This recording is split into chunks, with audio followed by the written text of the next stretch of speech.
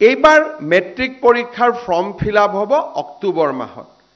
অক্টোবৰ মাহত form fill up হৈ যোৱাৰ পিছত ফেব্ৰুৱাৰী মাৰ্চলৈকে অসমৰ গাঁওসমূহত আমি নিশাৰ স্কুল, নাইট স্কুল, অৰ্থাৎ সেই গাঁৱৰ যিজন BA BSc পাছ কৰা ল'ৰা ছোৱালী আছে, সেইজনে গাঁৱৰ ল'ৰা ছোৱালীখিনিক বিদ্যালয় পাৰ হৈ যোৱাৰ পিছত একত্ৰিত কৰি তেওঁলোকক স্পেচিয়েল ক্লাছ কৰাৰ ব্যৱস্থা কৰক। কোনোবাই শব্দটো টিউচন ক'ব, কিন্তু মোৰ মতেদি সেইটোক টিউচন নকয়, যদি সেইটোক টিউচন হয় তেতিয়াহ'লে গ্ৰীষ্মকালীন যিমান কেম্প হয় সেইবিলাকেও টিউচনৰ আখ্যা পাব। ইয়াত প্ৰফেশ্যনেল কাম কম থাকিব।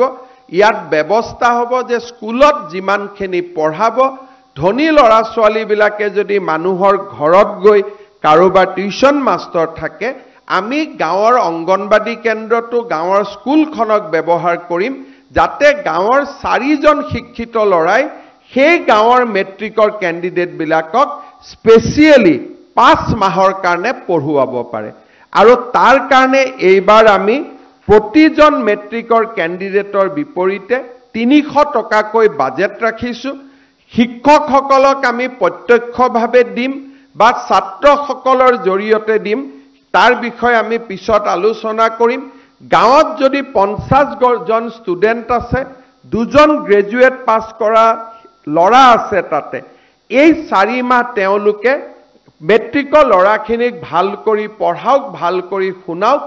আৰু মই ঝাৰখণ্ডত নিৰ্বাচনী প্ৰচাৰৰ সময়ত এটা NGO চলোৱা এই বিদ্যালয়বিলাক চাই আহিছিলোঁ, বহুত এফেক্টিভ হয়। সেই ধৰণৰ এটা প্ৰয়োগ এইবাৰ আমি অসমৰ গোটেই গাঁৱত কৰিব খুজিছোঁ যে চৰকাৰে মাননি দিব, গাঁৱৰ শিক্ষিত ল'ৰাজনে 6টাৰ পৰা ৰাতি 9টালৈকে মেট্ৰিকৰ কেণ্ডিডেটখিনিক পঢ়ুৱাব।